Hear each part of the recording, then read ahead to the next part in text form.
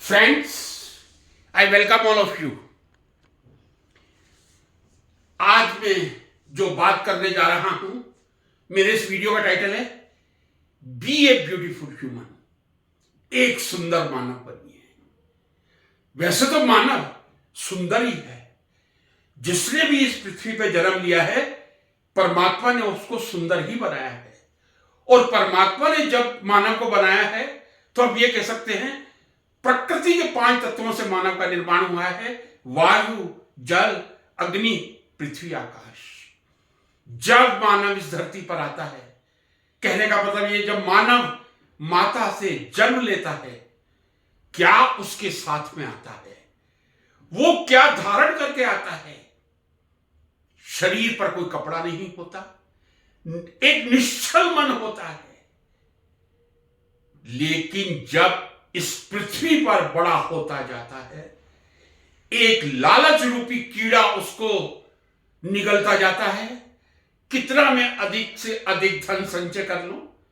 सब व्यक्तियों के लिए यह बात नहीं है, लेकिन हां, जी हां, हम जिस युग में जी रहे हैं, हम जिस 21वीं सदी में जी रहे हैं, हर आदमी को पैसे की इतनी लालसा है कि वो मानवता को भूल चुका है। जब बच्चा पृथ्वी पर आता है, कौन सा धर्म लेके आता है, उस बच्चे का कौन सा धर्म होता है। लेकिन जब जब बड़ा होता जाता है, पैसे की लालसा तो समाज को देखकर चलिए व्यक्ति के मस्तिष्क में उभर सकती है, लेकिन जो ये धार्मिक उन्माद उभरता है, चाहे हिंदू हो, मुस्लिम हो, सिख हो, ईसाई हो, पारसी हो, यहूदी हो, जब बच्चा इस पृथ्वी में आता है, केवल 5 तत्वों से बन के आता है। और जब हम यहां से जाते हैं, खाली हाथ जाते हैं, हमारे हाथ खुले हुए होते हैं, शायद दुनिया को यह संदेश जा सके कि मैं इस दुनिया से खाली आ जा रहा हूं, कुछ लेके नहीं जा रहा। जिन 5 तत्वों में से मैं निकल के आया था, उन्हीं 5 तत्वों में वापिस जाता हूं। वायु, जल, अग्नि, पृथ्वी, आकाश। मैं हिंदू हूं, जब मेरी मृत्यु होगी मुझे जला दिया जाएगा। कोई मुस्लिम भाई होगा, उसको दफना दिया जाएगा। ईसाई भाई को दफना दिया जाएगा। ये अंत है जिंदगी का। और जिंदगी का परम सत्य कौन सा है? जिंदगी का परम सत्य अपने परिवार की पूर्ति करने के लिए अपार धन संपदा कमाना, अपार नाम कमाना, एक उच्चतम कुर्सी ग्रहण कर लेना, सत्ता ग्रहण कर लेना। जी नहीं। यदि जीवन का परम सत्य है, वो परम सत्य मृत्यु है। उस मृत्यु पर किसी ने विजय नहीं पाई है। ना भगवान राम ने पाई थी, ना श्री कृष्ण ने पाई थी। जब हमें इस दुनिया से अलविदा कह के जाना है, हम मुसाफिर की तरह इस सराय में, धर्मशाला में आए हैं, तो फिर हमारे मन में ये नफरत की भावनाएं कैसे उठती है? ये जाति की दीवारें क्यों खड़ी हो जाती हैं? मैं हिंदू हूं, ये मुस्लिम है, मुझे हिंदुत्व का परचा लहराना है। आप अपने धर्म की पालना कीजिए जितनी आप कर सकते हैं। दुख के साथ, दुर्भाग्य के साथ मुझे कटु सत्य कहना पड़ रहा है। और शायद मेरे वीडियो देखने वाले इस बात से सहमत होंगे, लेकिन वो बोलेंगे नहीं, कमेंट नहीं करेंगे। जो चिल्ला चिल्ला कर हिंदुत्व की बात करते हैं, उन्हें यही नहीं मालूम हिंदुत्व क्या है। उनसे इतना पूछ लिया जाए, इतना बता दीजिए, गीता में कितने अध्याय हैं, रामायण में कितने कांड हैं। उनको यह नहीं मालूम रामायण में कितने कांड हैं, या रामायण में 24,000 श्लोक हैं, या गीता में 18 अध्याय हैं। किस तरह का उन्माद फिर? जब आप बिना पढ़े लिखे एक भीड़ तंत्र का हिस्सा बन जाते हैं, तब आप अपनी आइडेंटिटी खत्म करते हैं। जी हां, यदि आप पढ़ लिख लें, आप गीता पढ़िए, आप रामायण पढ़िए, आप वेद पढ़िए, सब कुछ पढ़ने के बाद यदि आप किसी भीड़ का हिस्सा बनते हैं, तब आपकी आइडेंटिटी रहती है। मैं सीपी फसीन तभी सीपी फसीन रहूंगा, किसी भी भीड़ का हिस्सा बन जाऊं, जब मैं किसी चीज पर अच्छी तरह अध्ययन कर लूंगा। केवल नारे लगाने से, केवल दूसरों के मार्ग दिखाने से मार्गहीन होना इस जिंदगी की सफलता नहीं है।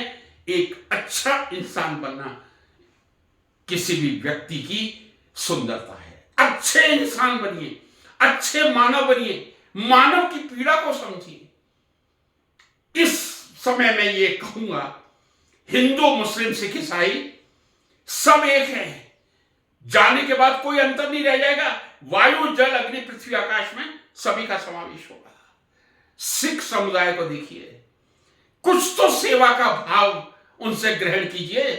हम हिंदुत्व की बात करते हैं, हमारे मंदिरों में कितने लंगर चलते हैं, रात दिन गुरुद्वारों में लंगर चलते रहते हैं, रात दिन सेवाएं चलती रहती हैं। कई वीडियो आते हैं कि मुफ्त किडनी का इलाज हो रहा है, चंडीगढ़ आइए, अमृतसर आइए। ये मानव सेवा है। शायद गुरु नानक जी ने कुछ ऐसा मंत्र फूका था मेरे सिख भाइयों पर कि वो समाज सेवा करने से कभी पीछे नहीं हटेंगे। लेकिन हमारे हिंदू भाई हमेशा मंदिर निर्माण की प्रक्रिया में ही लगे रहेंगे। कल रामनवमी पे मैं भी बहुत खुश था, फेसबुक पे भी डाला था, एक वीडियो भी अपलोड किया था, किस तरह मेरे राम लला के मस्तिष्क पे सूर्यदेव ने जब तिलक किया था। कौन नहीं उसको पसंद करेगा। लेकिन इसका यह भी मतलब नहीं है कि यदि एक भव्य राम मंदिर बन गया, कल कहा जा रहा था 25 लाख लोग दर्शन करेंगे, बहुत आश्चर्यजनक आंकड़ा लग रहा था। मैं अपने मित्र से कह रहा था 25 लाख का मतलब यह है, यदि 25 लाख भक्त दर्शन करेंगे, पूरा जयपुर उठ के आ जाएगा और वो लाइन अयोध्या से कम लखनऊ तक तो पहुंच जाएगी। मुझे मालूम नहीं कितने लोगों ने दर्शन किए। मैं प्रभु राम को एक बार फिर नमन करता हूं। हम भावनाओं में बह के अपने महान पुरुषों का कितना अनादर कर रहे हैं। एक बात मैं आपसे पूछना चाहूंगा, दे दी हमें आजादी बिना खड़क बिना ढाल, साबरमती के संत तूने कर दिया कमाल। क्या उस महात्मा गांधी का इस देश की आजादी में कोई योगदान था या नहीं था? एक लंगोटी धारी जो एक बैरिस्टर था, दक्षिण अफ्रीका में जब जाति भेद, रंग भेद का सामना करना पड़ा, तब एक लंगोटी धारण करके ठान लिया था इस देश को आजाद करवा के छोड़ूंगा। कई लोग, चलिए पंडित जवाहरलाल नेहरू जी पे यह आरोप लगता है उन्होंने प्रधानमंत्री बनने के लिए तरह तरह के कार्य किए। महात्मा गांधी जी ने क्या लिया था आपसे? कह दीजिए मुझे, कितना पैसा महात्मा गांधी ने आजादी के आंदोलन में इकट्ठा किया था? क्या अपने परिवार को एक पैसा दिया था? ऐसे महान संत के लिए आप शब्दों को कहने से पहले हमारी जबान को क्यों नहीं पीड़ा होती? मेरी जबान को तो होती है। ये स्थिति क्यों आती है? क्योंकि दुनिया महात्मा गांधी की बुराई कर रही है। मेरे परिजनों ने की है, मेरे पिताजी ने की है, दादाजी ने की, मैं भी इसलिए करूंगा। अरे भाई आप पढ़िए तो सही। पूर्ण ईमानदारी से कह रहा हूं आपसे, जब सामने बैठ के बोल रहा हूं तो कहीं अंश मात्र भी सरस्वती का ये मंच है। जब भी मुंह से बोला जाता है सरस्वती का मंच है।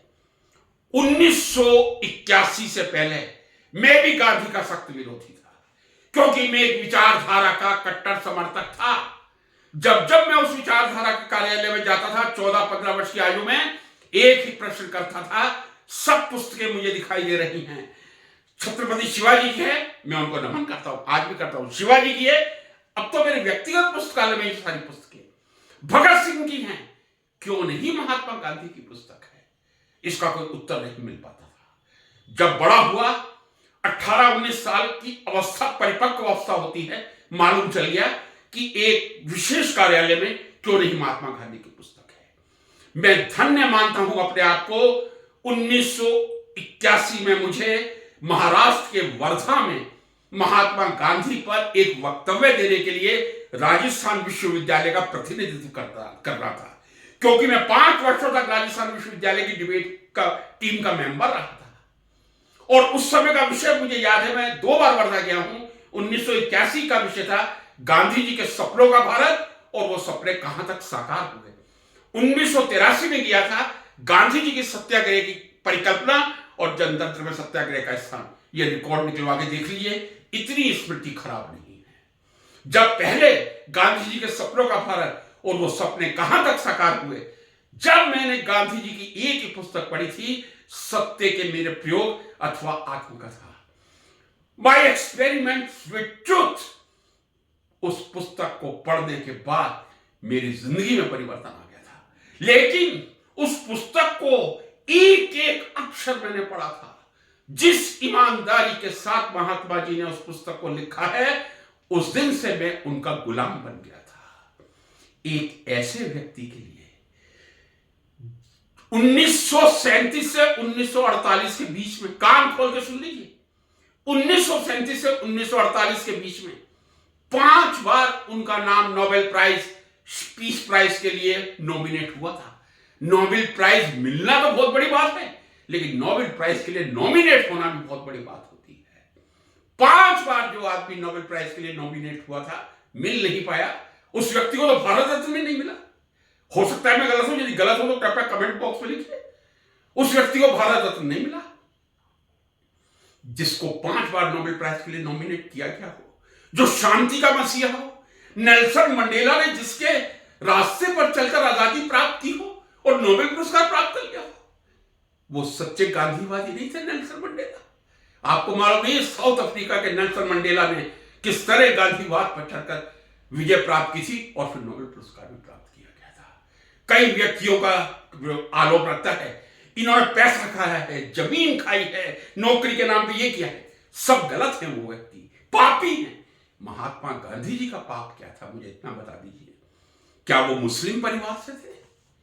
मुस्लिम तुष्टीकरण का जो आरोप उनके ऊपर लगता है, क्या उनके किसी पुत्र ने किसी मुस्लिम कन्या से शादी की थी?